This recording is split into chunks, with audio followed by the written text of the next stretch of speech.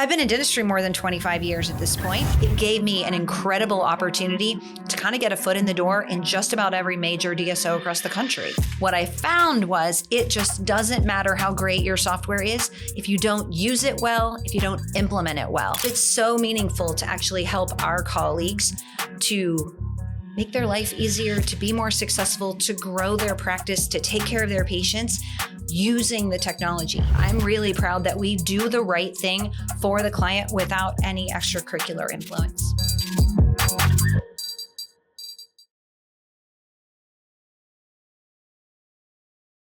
Welcome back to The Doers, the podcast where we dive into the real stories of building, struggling, and thriving in dentistry. I'm your host, Dan Hall. In each episode, we explore the challenges, victories, and lessons learned by the leaders in the trenches shaping the future of our industry.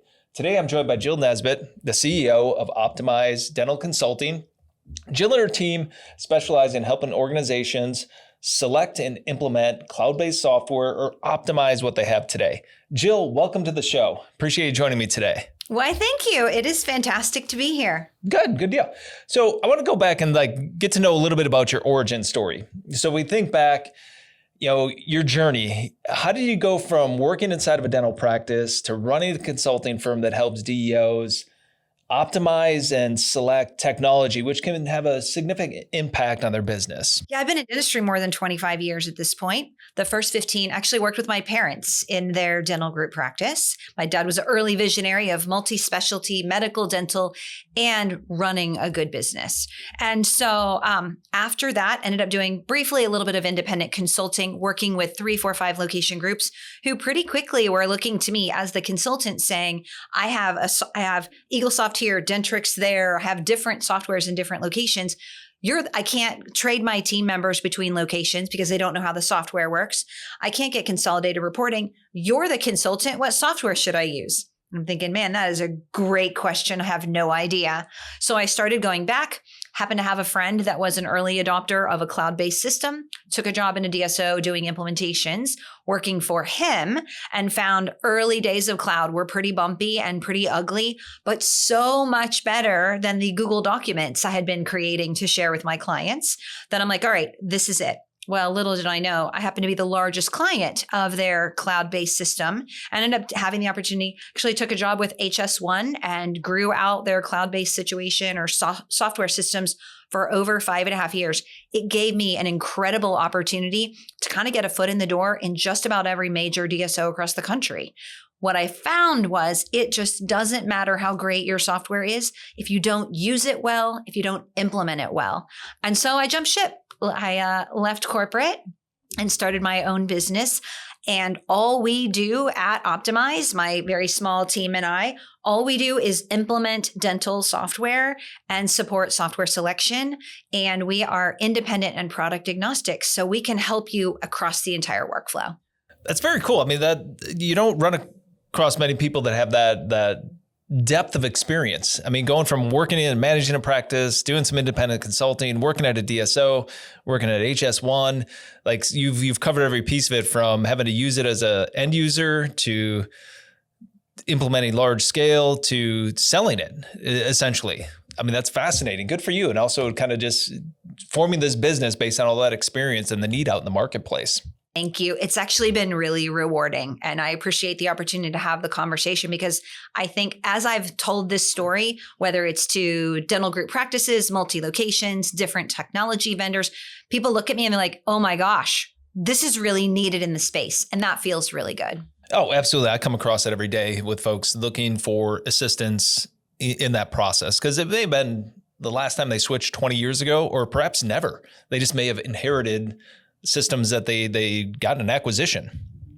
So you and I have both seen that shift from on-premise. So I'm just curious, like when we take a look at cloud, it's not just about software, right? Now you're starting to deal with change management, and looking at your background, you got to have some good systems in place.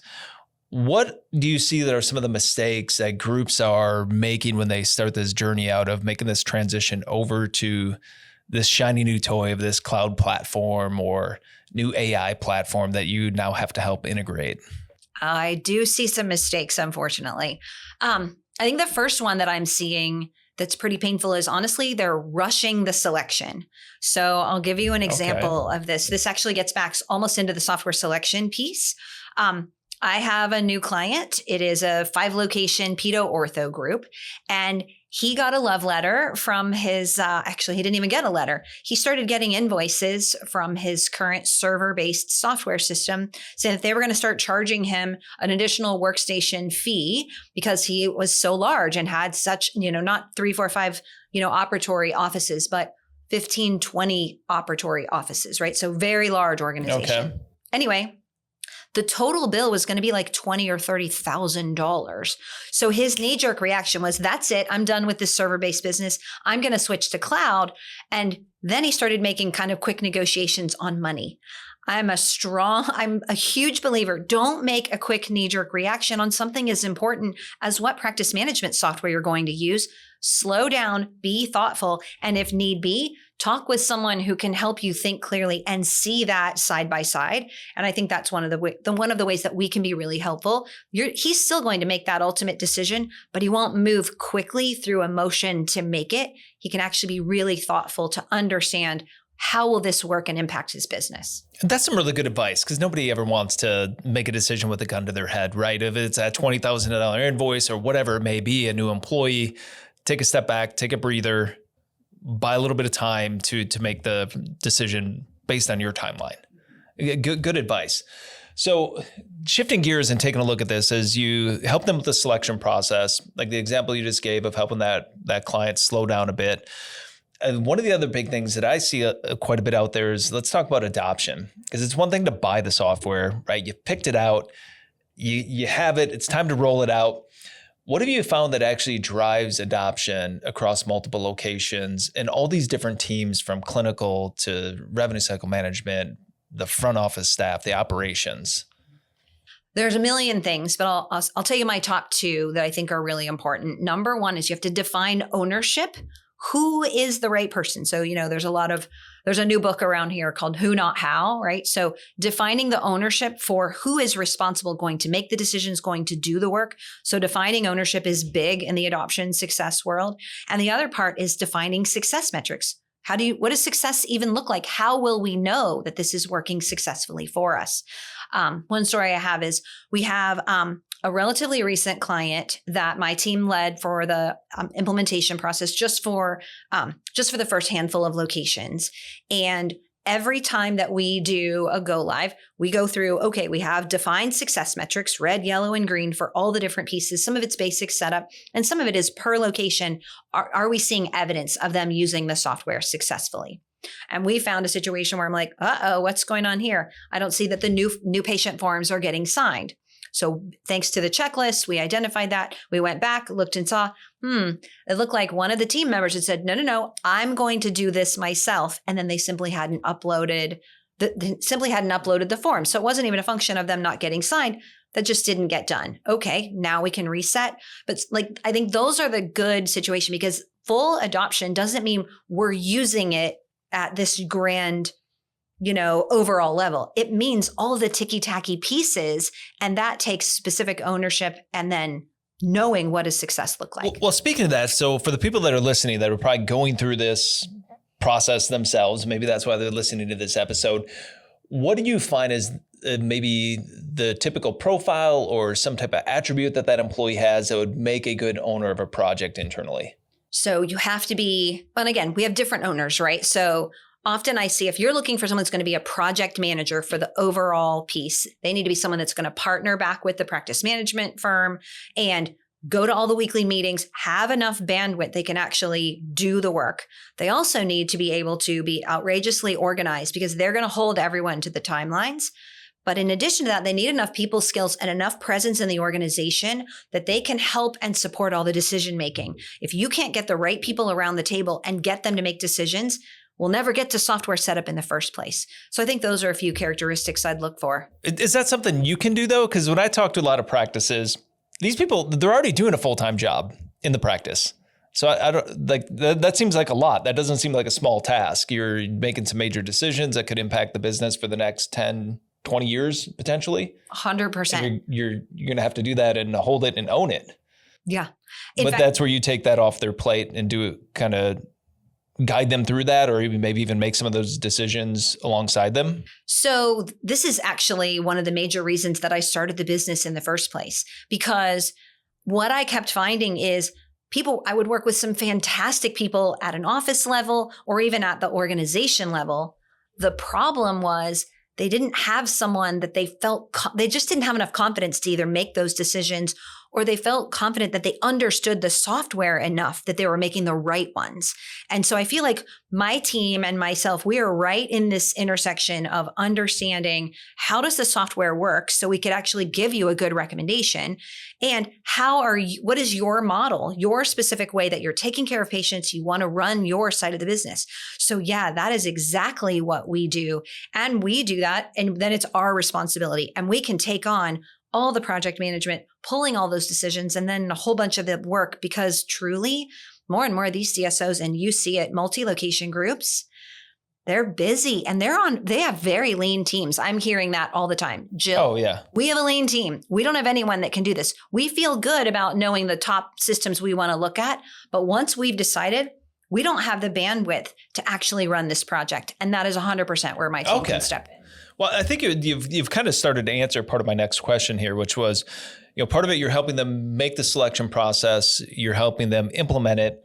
So when you're working with a group that already has a system that needs to be optimized and they're frustrated, where do you start in that process when you go in?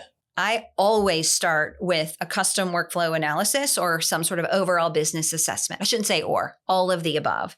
So it doesn't matter to me. There's not you get a lot of questions like, oh, what's the right answer? What's the only solution? No. It is custom to that organization, the way they've decided to run the business. So we always start with a workflow assessment, getting to know the organization and what they're really looking for. I'll give you another example when it kind of comes to how does this, let me pause. I want to go back to your actual question. How do they start? They start with a workflow assessment so that we can understand how do they want this to work. Then we can compare that against what is best practice for the software. And then we can make recommendations, because we'll see what have we found and what are the recommendations to actually make this better. So that way you can go in and optimize it within the software based on how that workflow, patient journey, whatever you may be calling it, is the people traveling through the practice. Exactly. Okay. And the example that I have of how we've optimized that, or where that really fits in, is I got brought into a 4-location group in Chicago where the doctor owner said, I really want to grow. I have already 2 more locations in mind that I'd like to expand to.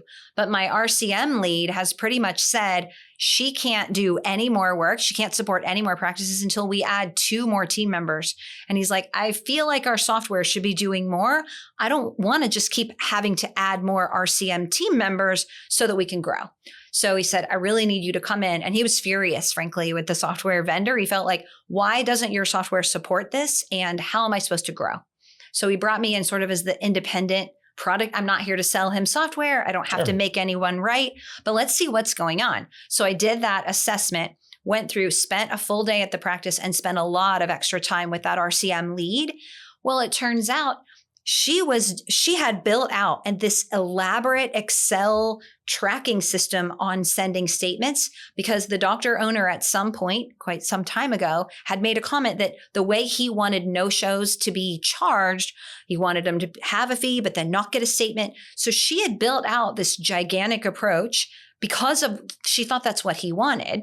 Now, there were several other pieces of this assessment, but this was one of the reveals. So I go back to, at the end of the day, meet with the doctor owner and the manager. And I said, here's one of the things that I found. This is what she's doing. She's created all this because she understands this is your preference on how you want to handle these accounts. He's like, first of all, I don't even remember saying that.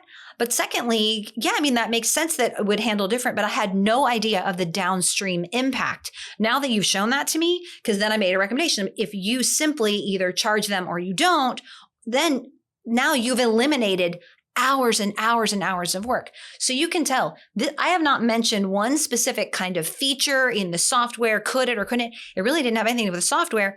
It had everything to do with how the team was using the software. And so by simply him making one different decision, we saved hours of time. And she's like, wait, you mean I don't have to do all of this Excel machinations because no one loves extracurricular Excel. No. And so it was, it was one of those things that they were able to, now they can scale, they can grow, and they're not having to add to their team. But I helped kind of be that, maybe that translator of here's what the software can do, but here's how your team is using it. And I can help people maybe hear that more successfully or hear it more clearly and not be scary to the team, because we are going to reveal where the gaps are, but it's not to make anyone look bad. It's to help clear things out so they can actually get the success they're shooting for. I'm sure she appreciated getting all that time back in her day instead of doing Excel gymnastics, right? Amen. Like you said, nobody likes doing that. So if you were to say there's one piece of advice for an emerging DSO, what advice would you give them if they're looking at scaling their technology or maybe making a technology change? What would be the starting point? So when we're looking at the kind of that emerging group size, what I'm seeing is that it's the owner doctor that takes that responsibility on themselves.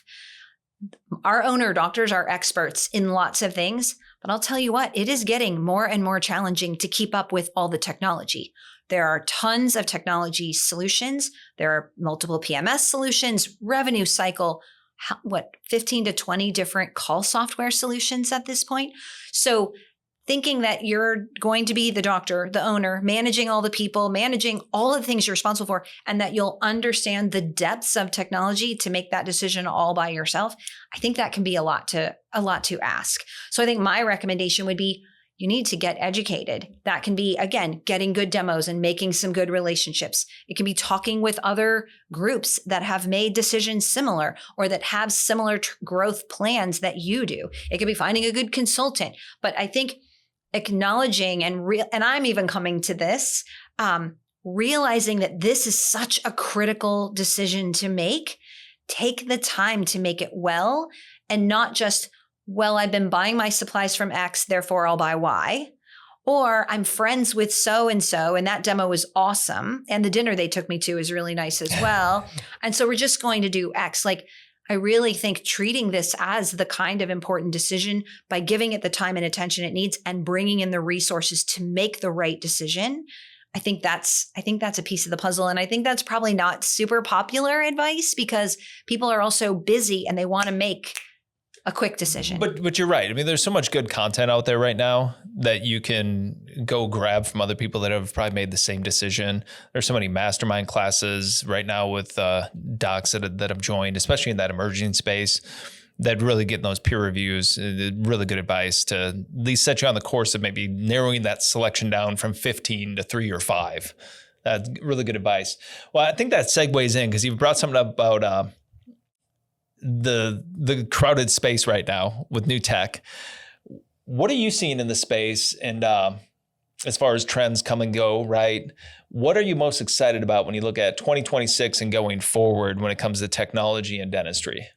I think this is going to be the year of call software. Like, it's been around, it's very popular. As we mentioned, it's a really busy space, but it's because people are getting incredible results. And I love seeing that our dental group practices are getting measurable results out of tech, because I think that continues to buttress the approach of we can use a tech strategy to help us grow and scale. Did you help practices on that front as well too? Not just practice management, but if they were to do a new AI call platform, you'd fall into that category as well? 100%. Because again, it's one thing, it's actually not very difficult, I think, to switch to a system. You can set it up, it's going. I think the companies do a great job of actually the implementation. But then what? How do you really use this software? So you're getting call sentiment. What do you do with it? You're getting an unanswered rate. So what do you do with it? You have to then make those decisions. We're sort of the resource and guidance and custom approach. And that doesn't matter if it's a PMS system, call software, revenue cycle, digitizing patient forms, like all of the pieces that go into that. But I do think you can have such an incredible impact on that call software. I've heard lots of groups that I'm working with, they're making more money because it's easier to measure the benefit of I answer the phone and we can see new patient revenue climb. Sometimes it's easier to see that even than standardizing a PMS. Okay. I'm guessing it all still flows back to your workflow analysis as well too, because it's all part of like what's happening in the practice. All right. So I want to get to know Jill a little bit better here. So I'm going to go into a rapid fire just round here to just get some thoughts on you. So what's the best piece of leadership advice you ever received? It was not advice. Like I mentioned, I worked for my parents in their dental practice for 15 years. And I think it was all about caring. Like my parents were in a small town in Ohio and we knew the entire community. The patients were friends. All the team members that worked for us, they were all connected and in the community. And so I just really learned we just have to care. And that's a large part of why I do what I do. That's a great approach, though. I mean, I interview a lot of doctors, and the ones that are in it for, caring for the patient. Everything else will kind of fall in line, production, their collections and whatnot. It'll kind of become a byproduct of that. I love that you're kind of taking that same approach as you brought it into your consulting business. So, on a long implementation day, do you go with coffee or tea? I'm a coffee drinker. Coffee, okay. And favorite book or podcast right now? Oh my goodness. Honestly, I'm super into The Art of Accomplishment. This is it's a life executive business coach. And I guess this fellow, Joe Hudson, I think is his name. He is coaching Sam Altman and some of these really incredible tech people, along with any other business or independent people. I'm really getting a ton out of it. Might want to check it out. Oh, very cool. So it's a podcast? Yeah. All right. I'm going to check it out. So final question. This one is one of my favorite to ask every single guest. I think it kind of like rolls into like the mission of their company. But looking back at your journey so far, what are you most proud of and what you've accomplished? I am the most proud of doing what I think is right. And I have an entire business because of it. I really believe that Optimize is the only software consulting company out there that is not, because we're independent and product agnostic, we can really just focus on what makes the group practice successful to their definition of success. And I'm really proud of the work that my team does. In fact, I was having some conversations actually with your team earlier today about how meaningful it is to help these groups, because most of us, in fact, everyone on my team has worked in dental operations for 15 plus years, me maybe a little longer than that. But it's so meaningful to actually help our colleagues to make their life easier, to be more successful, to grow their practice, to take care of their patients using the technology. So yeah, I'm really proud that we do the right thing for the client without any extracurricular influence. Oh, I love it because it has a ton of downstream impact. Like you said, I mean, it's impacting their team, their patients, hopefully making it a little bit better for everybody. Mm-hmm. I love the answer. Well, Jill, thank you for joining us on the Doers. You're helping so many groups not just pick the right systems, but build the right muscle to make it work long term. And if there's anybody out there listening to this, what is the best way for them to get in touch with you and your team if they need some help optimizing or selecting a new system, or if they've just purchased something and they're like, oh boy, I don't know what to do now? Yeah. Thank you. Yes. My website is optimizedent.com. My email is jill@optimizedent.com. You can hunt me down on LinkedIn. Please go to the website, all the things. I would love to have a conversation, even if you're just trying to get a feel for what is the right direction and can you do this yourself? Great. I can help you make sure that you have the right resources and are thinking about it in a way that makes sense. Great. I love it. And as always, if you enjoyed today's conversation, make sure to follow the Doers wherever you listen to podcasts. Stay tuned for more stories from leaders in the trenches out there doing the work. And as always, just keep doing the work yourself.